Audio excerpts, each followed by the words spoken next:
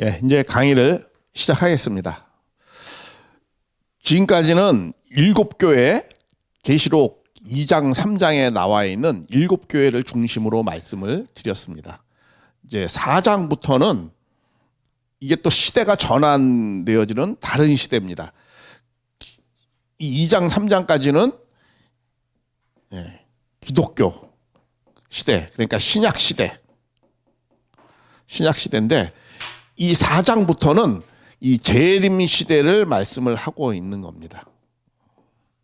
이것을 어떤 근거로 구분을 하느냐 하면은 계시록 1장 19절에 네가 본 것 이렇게 나오죠. 그다음에 지금 있는 일, 그건 7교회죠. 네가 본 것 1장, 그다음에 지금 있는 일 2장 3장, 그다음에 장차 될 일을 내게 보이리라 이렇게 합니다. 이게 장차 될 일. 근데 이 4장의 1장 1절을 보면 4장 1절을 보면은 시작이 뭐냐면 이후에 장차 반드시 될 일을 내게 보여주리라 하고 시작을 합니다. 그래서 이 4장은 미래 시제로서 이거는 재림 시대로 우리가 봐야지 되겠습니다. 그래서 지금부터는 이 4장부터 하는데 이거는 이 재림 시대의 내용을 말씀을 드리는 겁니다. 네, 그래서 이 4장의 개요를 보면 4장은 전부 재림 주님의 사역을 하시는 그런 내용이다라는 것을 참고하시고 보면 좋겠습니다. 그리고 이 4장은 이제 하나님이 요한계시록 중에서 가장 하나님에 대한 것이 많이 설명되어져 있는 내용입니다. 그래서 이 4장에서는 하나님이 반드시 구원 섭리, 복귀 섭리를 하시겠다라는 말씀의 내용이 있습니다. 그리고 그 계시록 2장, 3장은 그 현재의 상황, 현실적인 상황을 지금 말씀을 쭉 하는 거죠, 예수님이. 근데 이 4장은 그것을 좀 딱 하늘에서 보는 관점에서 이 설명을 쭉 하고 있는 겁니다. 4장부터는. 그런 내용을 좀 많은 생각을 하고 보셨으면 좋겠습니다.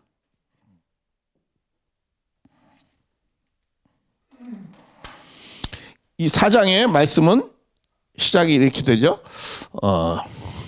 2일 후에 이렇게 나옵니다.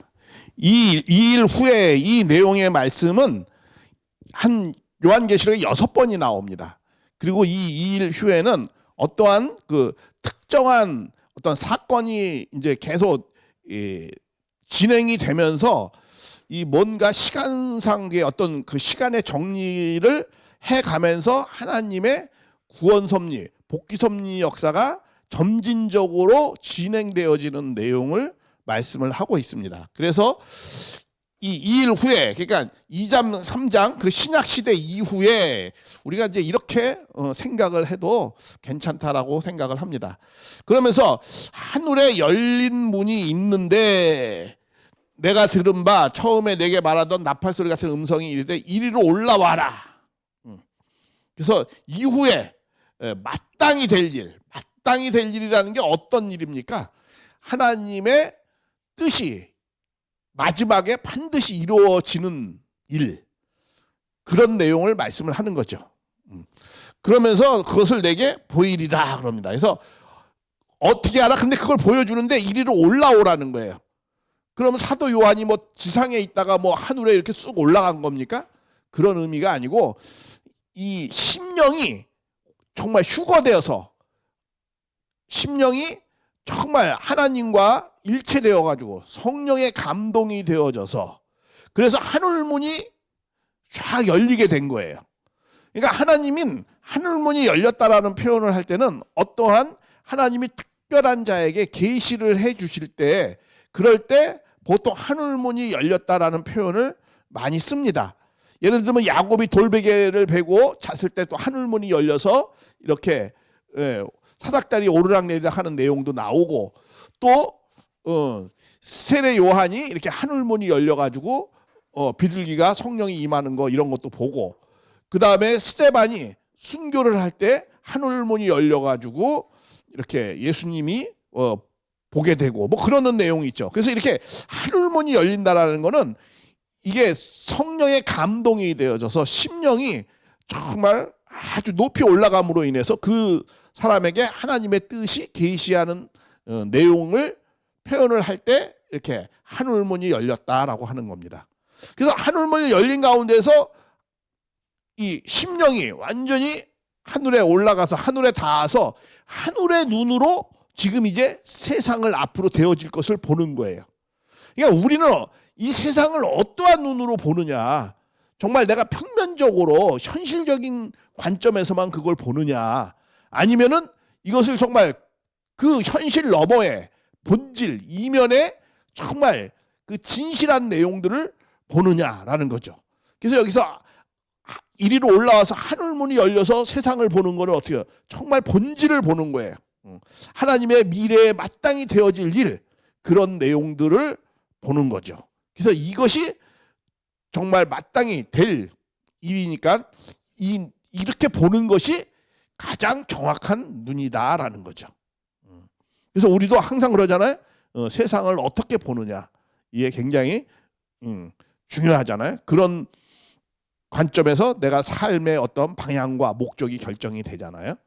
그래서 이 사도 요한은 이렇게 하나님의 심령이 하나님의 성령의 충만한 가운데에서 심령이 수거된 가운데에서 세상을 보는 거예요. 그러니까 하나님의 눈으로 이 세상을 보고 있는 겁니다. 그래서 이후에 뭐예요? 이제 내게 보이리라, 그런 내용을 말씀을 하고 있습니다. 그래서 처음에 내게 말하던 나팔 소리 같은 어떤 나팔 소리라는 건 하나님의 그런 섭리가 본격적으로 시작될 때, 그럴 때 이 나팔 소리라는 말씀을 하고 있습니다. 그래서 2장 3장에는 그런 현실적인 상황을 좀 보여준 거예요. 7교회를 통해서. 그런데 이 4장부터는 이게 그 현실 너머에서 그런 내용을 지금 보여주고 있는 겁니다. 그래서 그런 내용을 잘 알고, 그리고 이 4장 이후에 될 일, 요거는 이제 미래 시제로서 앞으로 장차 될 일, 앞으로 장차 마땅이라는 건 반드시라는 거예요. 그렇죠? 마땅히 될 일을 내게 보여준다. 그래서 마땅히 될 일이라는 게 뭐예요? 하나님의 구원 섭리가 완결되어질 거. 이러이러한 것을 통해서 앞으로 하나님이 이 세계를 주관하셔서 반드시 하나님의 뜻이 이루어지는 걸 보여준다라는 거죠. 왜냐하면 하나님은 시작을 했으면 반드시 끝을 내는 거잖아요. 그래서 이거는 이 어떤 마지막 때, 종말의 때 이런 내용을 보여준다라는 거죠. 그래서 재림의 때 그런 내용을 보여주겠다. 이제 이런 내용이 되겠습니다.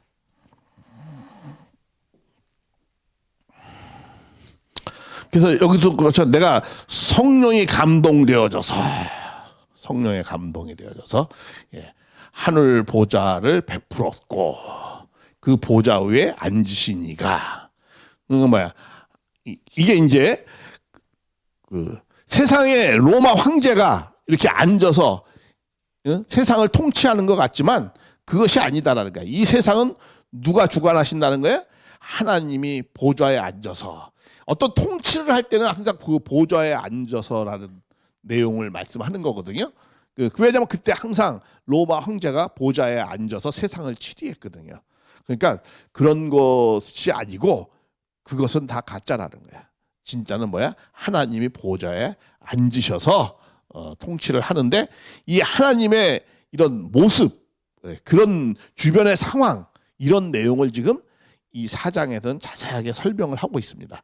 앉으신 이 모양이 벽옥과 홍보석 같고, 앉으신 이 모양이 무지개가 있어서 둘러서 있고, 녹보석과 홍보석 같더라.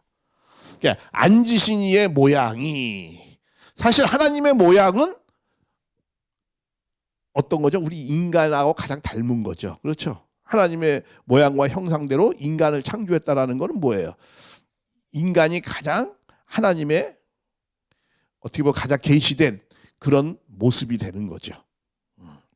그래서 그러나 여기서는 뭐 이렇게 벽옥과 홍보석 같고 이렇게 표현합니다.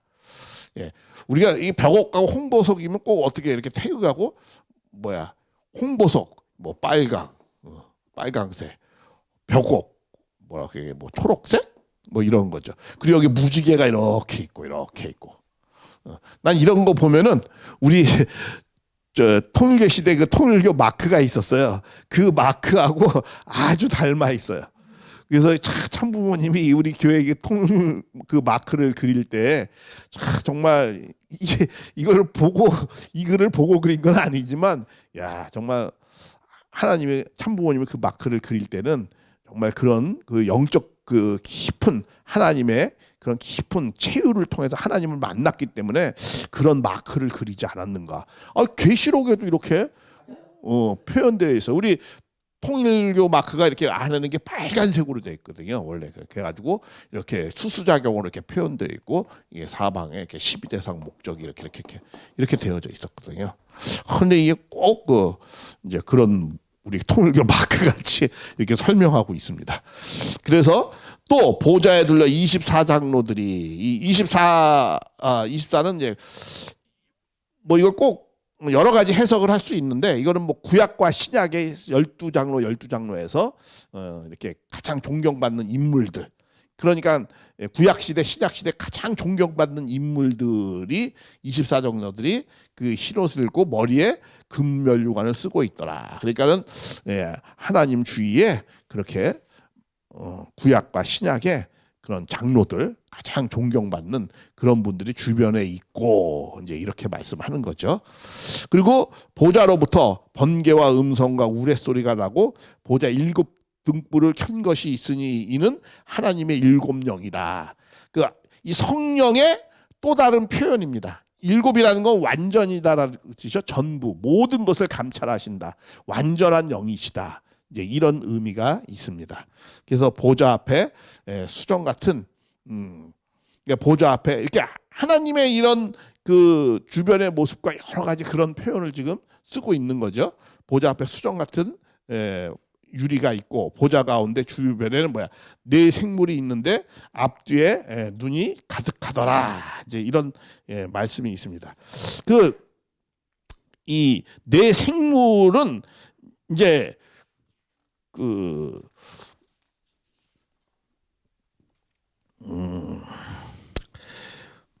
꼭 뭐 네 생물이 이제 곧 뒤에 구절에 나오는데 자, 네 생물을 한번 보겠습니다. 먼저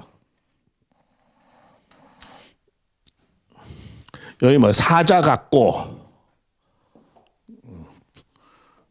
그죠? 가장 용맹스럽고 가장 희생 그다음에 가장 지혜롭고 인간 지혜롭고 가장 어떻게 기상이 뛰어나고 뭐 이런 것을 상징하는 거죠.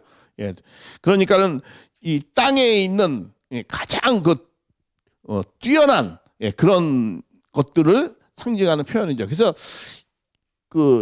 여기에 첫째 생물 사자 같고 둘째 생물 이제 이러한 내용. 근데 그 내용들이 또 각각 6날개를 가졌고 이 네 생물이 각각 그래서 그 안과 주위를 가득하더라. 그들이 밤낮 쉬지 않고 하나님을 거룩하다 주 하나님이여 전능하신 이가 전에도 계셨고 이제도 계시고 장차 오실 자니라.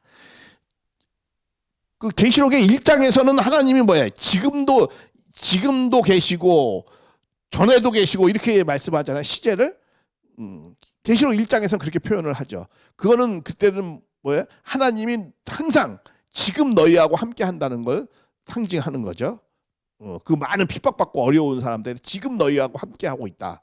이제 그런 표현으로 이제 지금도 계시고 전에도 계시고 뭐 이렇게 표현했어요. 근데 여기서는 그냥 일반적으로 이렇게 많이 표현하죠. 시제가 과거, 현재, 미래니까 이렇게 표현을 하고 있습니다. 그래서 여기에 이제 전능하신 이여, 이 전능하다라는 거는 어떤 일의 그 능력을 말하는 게 아닙니다. 단순히 그 전능하다라는 거는 뭐냐면은 어둠 가운데서 빛 가운데로 인도해 주시는 분. 그리고 고통 가운데에서 희락의 세계로 인도해 주시는 분. 어떤 그러한 의미가 많이 있는 겁니다. 그 원래 헬라어에도 안토크라토로 이 전능하시다라는 걸 갖다 안토크라토로 이렇게 합니다. 그 안토크라토라는 게 무슨 의미가 있느냐면 이렇게 능력이 많다라는 것이 아니고 우리가 소망이 없는 자에게 절망 가운데 있는 자에게 소망으로 주시고 어둠 가운데 있는 자에게 빛의 가운데로 인도해 주시고 죽음 가운데 있는 자를 어떻게 해요? 생명 가운데로 인도해 주신다. 이제 이런 의미가 많이 있는 것입니다. 그래서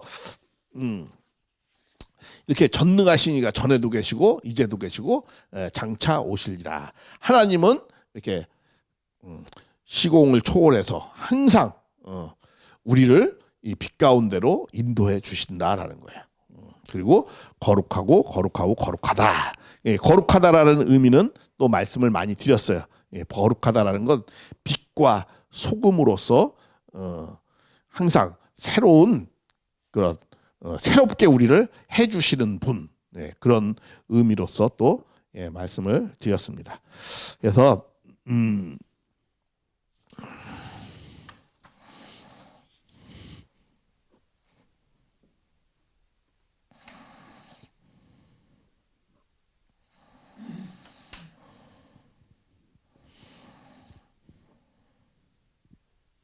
그 다음에 그 생물들이 영광과 존귀와 감사와 보좌로 세세토록 사신에게 돌린다. 그러니까 내 생물이 그런 땅에 있는 모든 가장 그 훌륭한 내용을 갖춘 그런 존재들이 넷이라는 거는 뭐예요? 이 땅수의 의미가 있잖아요. 그러니까 땅의 모든 존재들이 그것을 대표하는 네 생물들이 이렇게 존귀와 감사 그리고 또 이 장로들도 그렇게 그러니까 하늘과 땅에 있는 모든 존재들이 하나님께 뭐 영광과 존귀와 감사를 돌리는 내용입니다. 왜 그런 걸 돌리느냐? 그리고 자기의 그 면류관을 보좌 앞에 다 내려놓는 거예요. 왜? 이 면류관은 누가 주신 거예요? 하늘이 주신 거기 때문에 하늘 앞에 잘 그걸 자기의 모든 것을 다 내어놓으시고 겸손한 자세로 하나님 앞에 찬양하고 경배하고 그러는 거죠. 그런데 이 내용은 이렇게 이제 경배와 찬양을 돌리는데 이 24장로들하고 네 생물들이 이제 그렇게 하고 있습니다. 그래서 이 하나님 앞에 영광을 지금 돌리는 장면으로 이렇게 나와져 있습니다. 그리고 또 그러니까 이 하나님의 이런 그 주변과 상황을 말씀드리고 왜 그러면 이렇게 감사와 영광과 찬양을 돌리느냐? 그것은 하나님이 어떻게 하신다는 거예요? 모든 구원 섭리를 하나님은 종결지어서 정말 하나님의 뜻, 인간도 바라는 그 뜻을 이루신다라는 거예요. 반드시. 그렇기 때문에 하나님께 감사와 찬양을 드리는 거예요. 반드시 내가 그 일을 이루어 줄 것이다. 그리고 너희가 하나님의 뜻 때문에 얼마나 많은 희생과 고통을 감내했는가. 그런 모든 것들을 하나님이 다 이루어 주신다라는 거예요. 그렇기 때문에 하나님 앞에 구원과 감사와 찬양을 드리는 거죠. 인간에게 가장 복되고 기쁘고 희망찬 게 뭡니까? 그거는 구원을 넘어서서 그 하나님의 뜻이 이루어지고 인간의 소원이 이루어지는 거잖아요. 그런 것을 하나님이 반드시 하신다라는 거예요. 그러니까 하나님 앞에 감사와 찬양을 돌린다라는 겁니다. 그래서 우리 주 하나님이셔 영광과 존경을 받으시는 합당하다라는 거야. 왜? 그런 모든 것들을 이루어 주시기 때문에 우리의 소원이요 하나님의 뜻을 다 이루시기 때문에 감사와 찬양을 돌리는 것이 합당하다라는 거예요. 그래서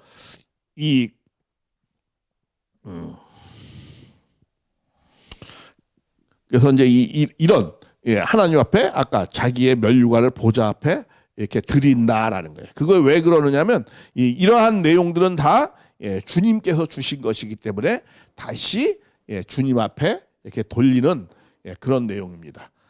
그래서 우리가 항상 하늘 앞에 감사와 찬양을 돌린다라는 겁니다. 그래서 이 4장은 하나님의 그런 모습 그리고 하나님이 구원 섭리를 반드시 하시겠다라는 결의에 찬 내용이 있는 겁니다. 그리고 그런 것을 해 주신다고 하니까 감사와 찬양을 돌리는 거죠. 자, 왜냐하면은 우리가 2장 3장은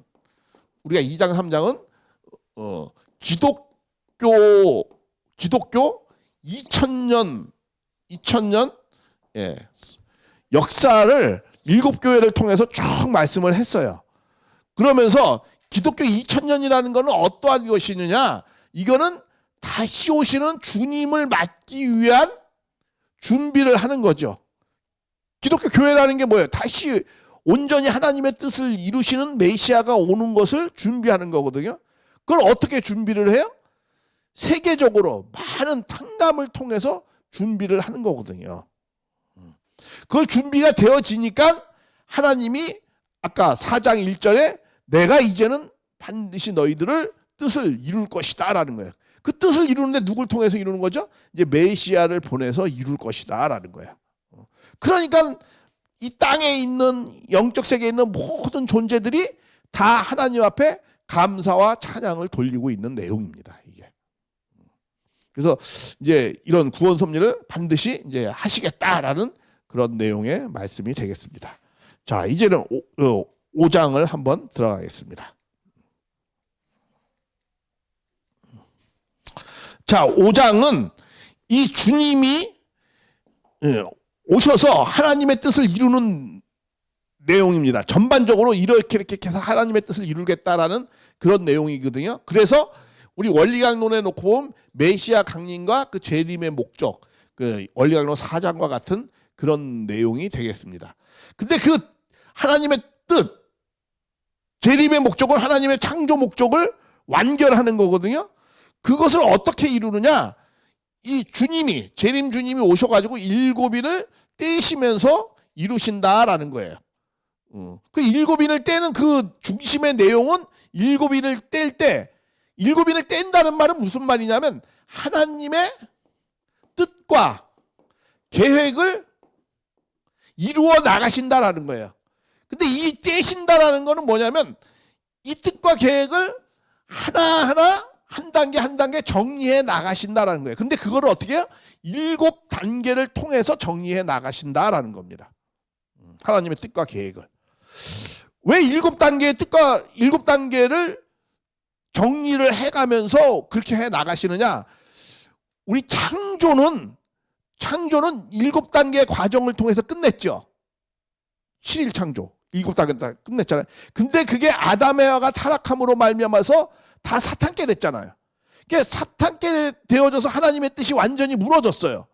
근데 그 뜻을 다시 이루는데, 뜻과 계획을 이루는 데 있어서 7단계의 과정을 통해 다시 이루어 나가신다라는 거예요. 왜냐하면은 구원한다는 말은 뭐예요? 복귀한다는 건데, 복귀한다라는 말은 무슨 말이에요? 이거는 하나님의 창조 목적을 다시 이루어 나가는 거기 때문에 이건 뭐야? 재창조하신다라는 의미하고도 같거든요. 근데 창조를 7단계의 과정을 통해서 창조를 했는데 그 창조가 아담에 의해서 무너졌기 때문에 다시 창조한다는 게 뭐야? 다시 창조하는데, 다시 복귀하는데 7단계의 과정을 통해서 뜻과 계획을 이루어 나가신다라는 거예요. 그래서 그것을 7인을 떼신다라고 표현을 하는 거예요. 예, 그래서 주님이 7인을 떼시는데 그 떼는 과정 가운데는 어디서 그 인을 떼는 거야? 이 지상에서 하나님의 뜻과 계획을 이루어 나간단 말이에요. 그랬을 때 이 지상은 누가 지금 주관하고 있는 거죠? 사탄이 주관하고 있잖아요. 그러니까 사탄이 주관하고 있으니까 하늘편과 사탄 편이 어떻게 돼요? 많은 싸움이 일어나겠죠. 그러니까 많은 혼란이 이루어지는 거예요. 그리고 사탄이 주관한다는 건 사탄도 뭐예요? 뭘로 주관하는 거예요? 뭐 폭력과 뭐 여러 가지 있겠지만 사탄도 나름대로 사탄의 말씀으로, 사탄의 잘못된 인생관, 잘못된 역사관, 잘못된 세계관, 잘못된 가치관, 그런 걸로 사람을 주관하는 거 아니에요? 예를 들면 공산주의는 뭐야? 무신론적인 사상을 갖고 사람을 주관하는 거 아니에요? 그런데 그게 다 잘못된 거잖아요. 근데 주님이 오셔가지고 뭘로 하나님의 나라를 이루어 나가죠? 하나님의 말씀으로 새롭게 하나님의 나라를 이루어 나갈 거 아니에요. 그러니까 어떤 현상이 벌어져요? 가치관이 이게 막 혼란이 벌어지는 거야. 새로운 게 오니까, 새로운 말씀이 오니까 어떻게 해요? 내가 이거를 믿어야 되는지 따라가야 되는지, 내가 그동안 믿었던 게 옳은 것인지 여러 가지 혼란할 거 아니에요. 그래서 그 혼란한 과정을, 그게 뭐예요? 7년 대환란을 겪는다라는 거예요. 이게 바로 뭐라고 말씀했어요? 다니엘서 9장 27절. 마지막 한 일에 남은, 이 한 일에 남았다는 거예요. 그렇죠? 이 한 일에 남았는데 이 한 일의 절반은 제사와 예물을 못 드리고, 그리고 나머지 또 절반은 어떻게 된다는 거야? 그 제사와 예물을 못 드리는 존재를 싹 어떤 홍수 밀려가듯이 다 멸망시킨다, 이렇게 나와요. 그러면서 그것이 끝나고 7년 대환란이 끝나고 하나님의 나라가 출발한다, 이렇게 표현되어져 있습니다. 영원한 하나님의 나라가 돌아온다, 이렇게 다니엘서 9장 27절에 나와 있어요. 그 한 일에는 7일이죠. 7일이 몇 년? 7년으로 환산을 하는 거죠. 그래서 이 5장부터 이 18장까지는 다 이 일곱인을 떼는 7년 대환란에 관한 내용입니다. 그러니까 계시록 전반적인 내용이 이 일곱인을 떼는 내용입니다. 그래서 이 일곱인을 떼는 내용에 대한 것이 어떻게 진행되고 이런 내용들을 자세히 아는 것이 굉장히 중요합니다. 자 그러면은 한번 자 내가 봄에 앉으신 이의 오른손에 두루마리가 안팎으로 쓰여져 있는데 그것이 뭐야? 인으로 일곱 인으로 봉하였더라. 그래서 그 봉한 것을 힘 있는 천사가 음성하는데 누가 이 두루마리를 필 것이냐, 합당하냐. 그러니까 하늘 안에 땅 안에나 그 두루마리를 펴거나 할 리가 없더라. 그래서 두루마리를 펴거나 할 리가 없어서 내가 크게 울었다. 이제 이렇게 이제 표현이 되면서 이 5장이 시작이 되어집니다. 자, 이 보좌에 앉으신 이 오른손에 이게 뭐야? 이제 하나님이 오른손이라는 게 뭐예요? 이게 가장 가까이라는 의미도 있고, 오른팔, 그러냐, 오른손 가장 가까이라는 의미도 있고, 그리고 권위를 상징합니다. 오른손은 그런 곳에 두루마리가 있다라는 거예요. 두루마리가 있는데 이게 어떻게 안팎으로 일곱인으로 봉하였더라, 이렇게 표현이 되어져 있어요. 그러니까 이런 그림으로 좀 그려보면 이런 거죠. 이렇게 두루마리가 이렇게 있는데 이걸 이제 손을 이렇게 잡고 있어요. 근데 이 두루마리가 하나, 둘, 셋, 넷, 다섯, 여섯, 일곱인으로 이렇게 봉하였다는 거야.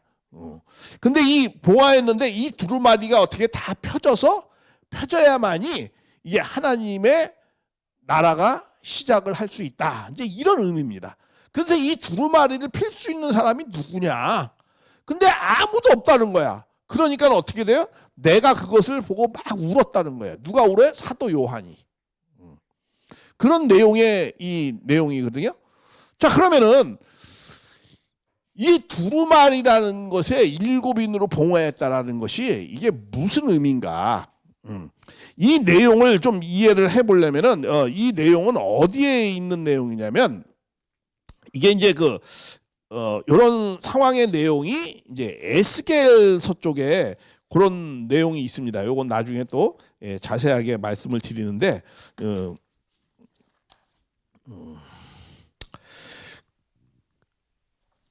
이게 이제 일곱인으로 봉해졌다는 건 왜 이렇게 봉해졌느냐? 왜 봉해졌느냐?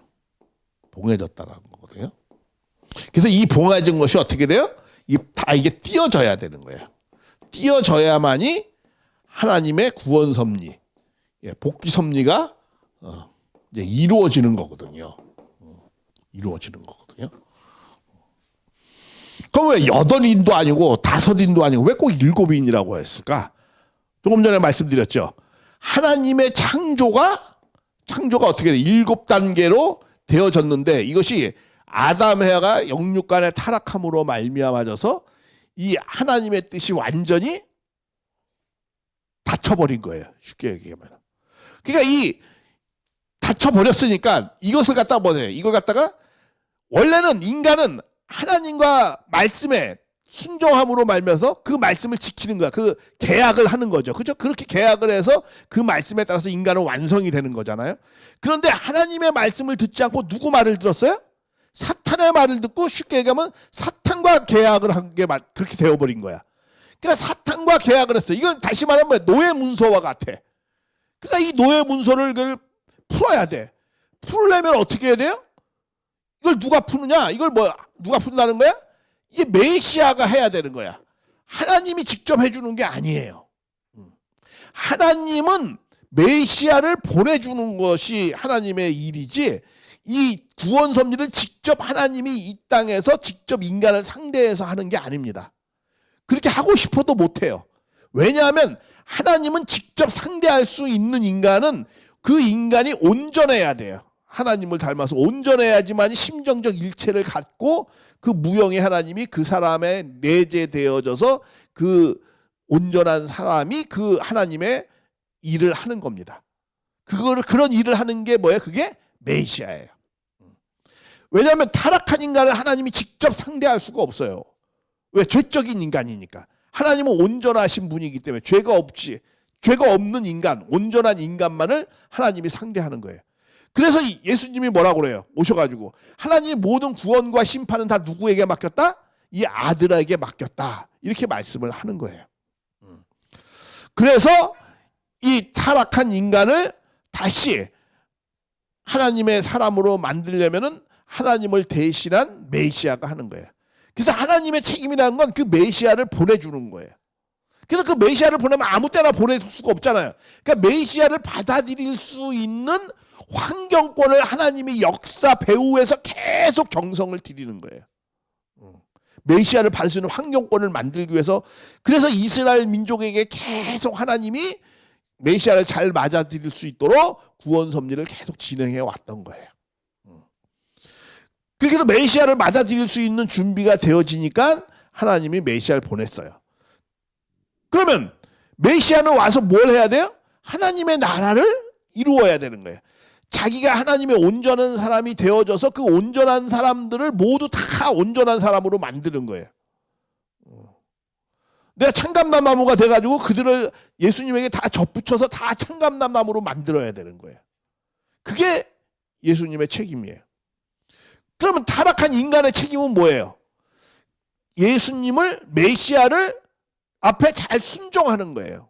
메시아를 잘 모시는 거예요. 그게 타락한 인간의 책임이죠. 그러니까 하나님의 책임 분담은 메시아를 보내주는 것이고, 그 메시아는 메시아와 같은 사람을 다 죄적인 인간을 죄를 사해줘서 하나님의 자녀로 다 같이 만들어주는 거고, 그리고 타락한 인간의 책임은 뭐야?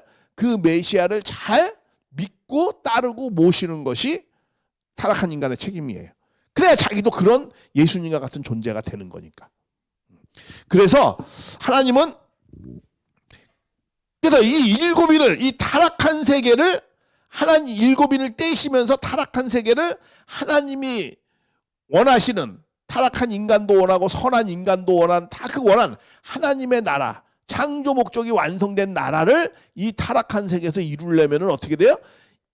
7단계의 과정을 통해서 창조된 것이 다 무너졌기 때문에 7단계, 일곱인을 떼시면서 이 죄악의 역사를 정리한다라는 거예요.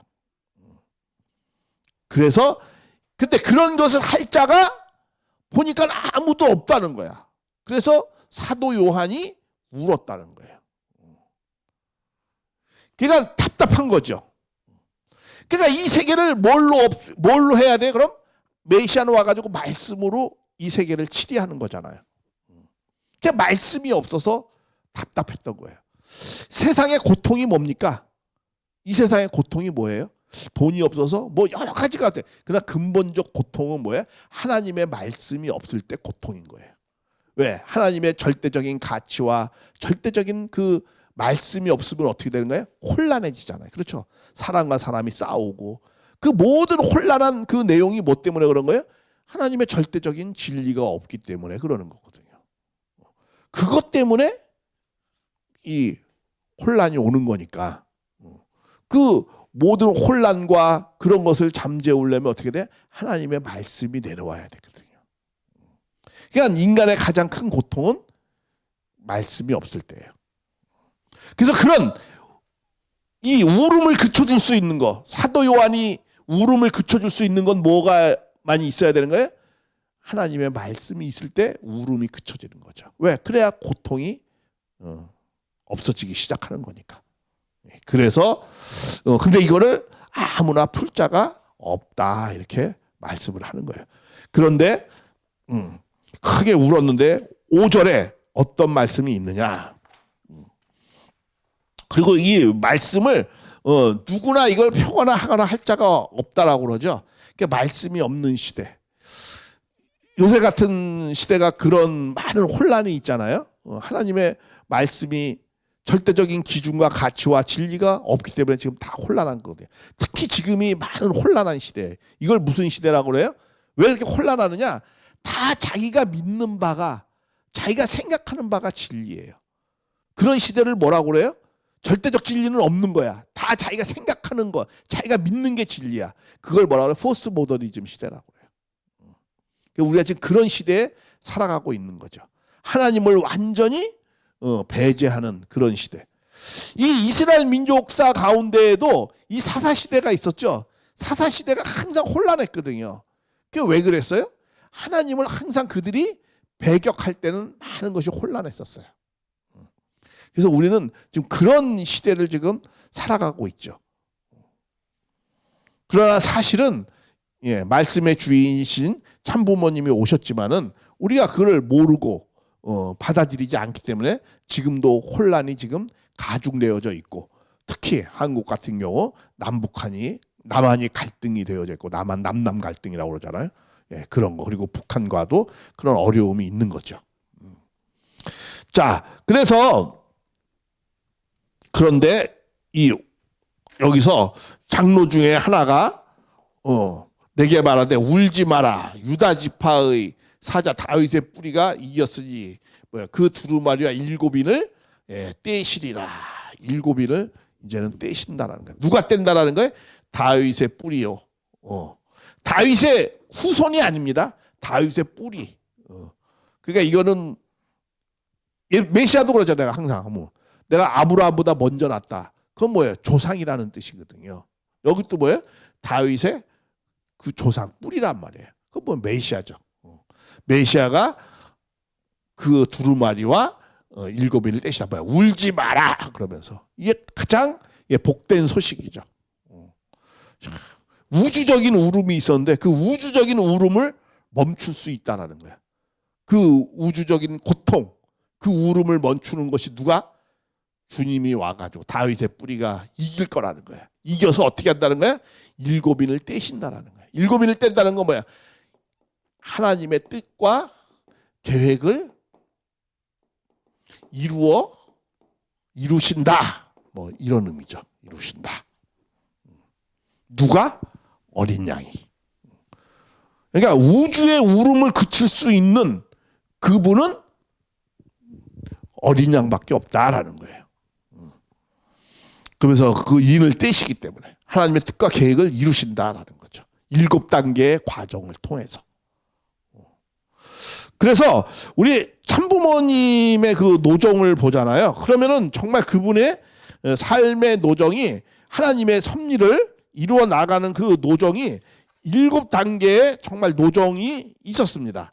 그래서 그 7단계의 노정을 보면은 처음에는 이제 그 하나님의 뜻을 만나가지고 무엇을 하느냐, 이 하나님의 뜻을 이루려면 어떻게 돼요? 7인을 떼셔야 되잖아요. 그 7인을 떼시면서 하시는데 그걸 어떻게 하시냐면 이 단계가 있는데 그 내용을 한번 좀 보겠습니다.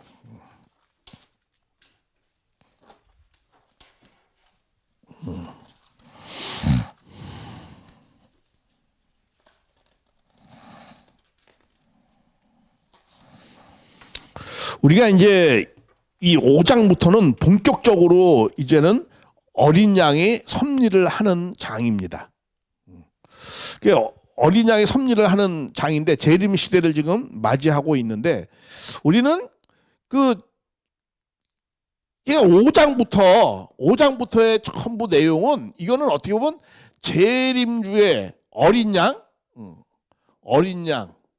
재림주에 대한 내용. 그러니까 재림주의가 뭐야?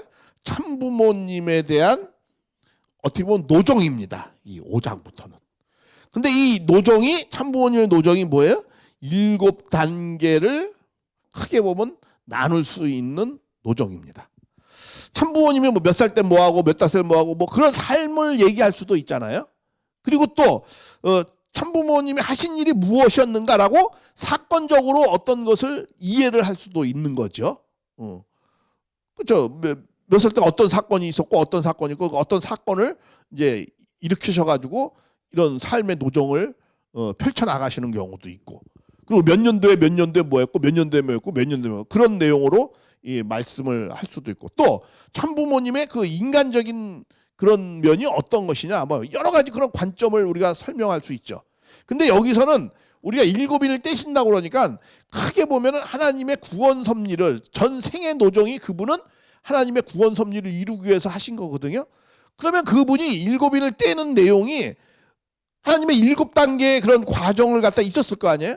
그래 이분의 정말 지금까지 70년 동안에 한 내용을 이렇게 가만히 보니까 이게 이제 7년 대환란이라는 거는 뭐예요? 7년 대환란이라는 거는 70년 대환란을 통해서 하나님의 뜻을 결국은 이룬 거거든요. 근데 그 내용을 보면 크게 7단계가 나눠지는데, 처음에는 이분이 뭘 했느냐 하면은 이 하나님의 소명을 받아가지고 40년대까는 뭘 하면, 그러니까 진리 탐구를 합니다. 그 진리 탐구를 해서 뭐 산속에 가서 뭐 공부만 하는 것이 아니고 정말 그 일상생활을 하면서 가장 뭐 처참한 생활을 경험해 가면서 뭐 부두에 뭐 노동자 생활도 하고, 또 저기 그 다리 밑에 가가지고 애들도 고아 같은 애들 보살펴 주기도 하고, 뭐 일상생활을 해가면서 많은 기도를 하면서 진리를 규명을 해요.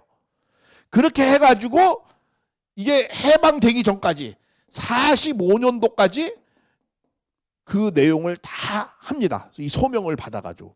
그게 이제 첫 번째 단계예요. 그리고 두 번째는 뭐냐면 그 진리를 규명을 한 다음에는 두 번째는 무슨 일을 하시느냐 하면 그 말씀을 찾은 내용을 갖고 어떻게 그 말씀을 이루려고 할 거 아니에요. 근데 그 말씀을 이루는데 혼자 이루실 수 있는 게 아니잖아요. 그러니까 같이 이룰 수 있는 어떤 준비된 사람, 준비된 교단, 이런 사람들을 찾는 거예요. 그게 뭐예요? 50년대에 주로 그런 활동을 하셨어요. 50년대에. 그러고 났는데 근데 그렇게 했지만은 도리어 다 불신받고 도리어 배반당하고 도리어 어떻게 했어요? 공산당에 팔아버리고, 그렇죠? 그렇게 해서 흥남 비료 감옥에 가고 이런 순환을 겪습니다. 버림을 받죠. 그 버림 가운데에서도 하나님이 그분을 어떻게, 이분을 아무리 고난을 받더라도 죽으면 안 되잖아요, 메시아가. 그렇죠?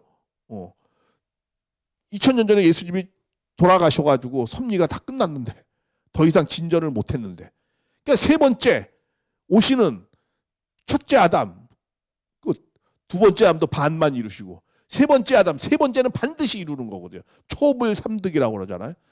우리가 노아에서도 그렇죠. 노아 홍수 심판에서도 첫 번째 비둘기, 두 번째 비둘기, 세 번째 비둘기가 때서는 하나님의 섭리가 이루어지기 때문에 돌아오지 않고 땅에 정착하는 거거든요. 그런 이 전 역사 노장의 예시가 있었거든요. 노아 가정에서도 그런 걸 보여주잖아요.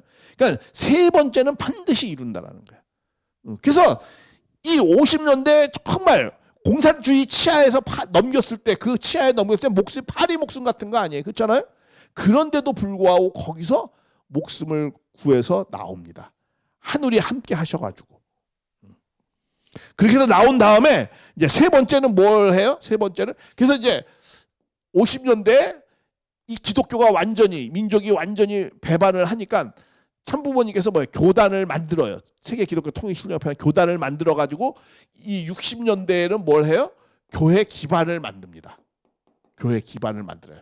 여기서 이제 진리 규명을 하고, 그리고 50년대는 그 동역자를 찾고 준비된 교단과 사람을 찾고, 그러나 다 버림받죠.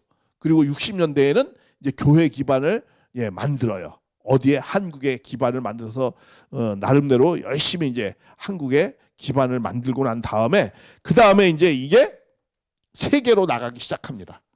네 번째는 세계로 나가요. 이게 70년대, 60년대 말부터 이 미국으로 가죠. 선교사를 보내면서 일본, 뭐 미국, 예, 이렇게 보냅니다. 예, 그러면서 70년대 완전히 그리고 이 미국이라는 게 기독교잖아. 기독교에서 기반을 만들어요. 그래가지고 이 기반을 만드는 게 하나의 기독교를 복귀했다는 하나의 조건을 세웁니다. 실체적으로 되면 좋겠지만 그렇게 되지 못해서 조건을 세워요. 그래서 미국의 젊은이들을 엄청나게 바람을 일으키고 막 전도를 하잖아요. 예, 70년대에. 예, 그렇게 하면서 교회 성장을 막 하고 그렇게 하면서 초교파 운동을 이때부터 70년대부터는 교회 기반을 만든 다음에 교회에 확장시키면서 초교파 운동을 막 하기 시작합니다. 그렇게 해서 초교파 운동을 하고 다섯 번째 이때는 80년대죠. 80년대, 70년대, 80년대.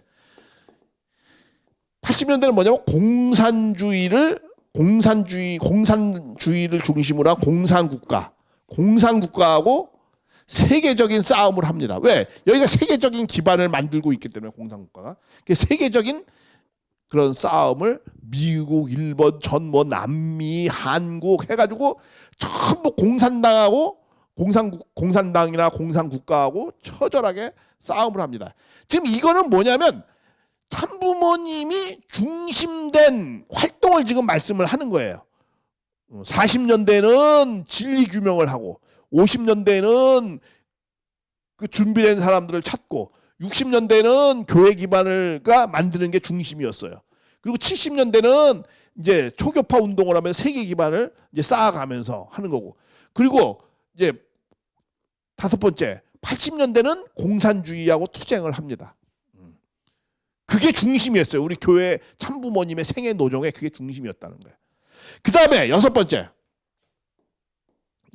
이제 순결운동을 합니다. 순결운동을 해가면서 이 가정섭리를 해요. 이게 이제 80년대, 90년대 이제 순결운동하면서 가정섭리를 합니다. 가정섭리. 그래서 가정연합이라는 것을 창설을 합니다. 그래서 공산주의가 무너지면서 모든 종교 시대는 다 같이 끝났다는 거야. 그러면서 90년대부터는 이제 가정섭리, 참가정을 이루자. 그러니까 종교 이후의 시대를 준비를 하는 거예요. 왜냐하면 재림주는 무슨 교회 만들러 온 게 아니잖아요. 무슨 종교 만들러 오는 게 아니거든요. 종교가 필요 없는 그런 세계를 이루려고 하는 거잖아요. 그래서 90년대 초에 정확히 92년도에 통일교 간판을 내리는 거예요. 모든 종교 시대는 끝났다 그러면서 가정연합 시대로 출발을 시키는 겁니다. 그게 이제 중심 섭리였어요. 여섯 번째. 그리고 마지막 일곱 번째는 뭐냐? 일곱 번째는 이제 이 땅에 하나님의 주권이 완전히 나라를 찾아 세웠다 해가지고 이 땅에 하나님이 이 땅을 주관하는 실제 직접 통치하는 왕이시다 해가지고 하나님의 왕권 즉위식을 해요. 2000년도에 1월 13일에. 예, 그렇게 해가지고 드디어 하나님이 이 땅에 모셔서 하나님의 나라를 출발시키는 거예요. 그게 이제 13년 준비해가지고 2013년에 이제 기원절을 출발을 시키는 거예요. 그래서 이 땅에 하나님의 나라를 출발을 시키는 거죠. 그러니까 참부모님의 섭리는 이렇게 40년대에서부터 이렇게 쭉 거의 이제 10년 단위로 주기로 해가지고 이렇게 70년 전생의 노정을 이렇게 하나님의 뜻을 점차적으로 이렇게 확장시켜 나가면서 하나님의 나라를 이 땅 가운데 기반을 다 만드시고 난 다음에 영계를 가신 거예요. 이게 참부모님의 그런 전생의 노정이고 그게 뭐야? 7단계를 7인을 떼시면서 하신 거예요. 그러니까 이게 다 요한계시록의 그런 내용을 다 성취하신 것이죠. 그런 내용이 참고를 하면서 이제 본격적으로 이 5장 이후부터 5장 5절부터 이제 계속 또 진행을 하겠습니다. 예, 여기까지 잠시 쉬겠습니다.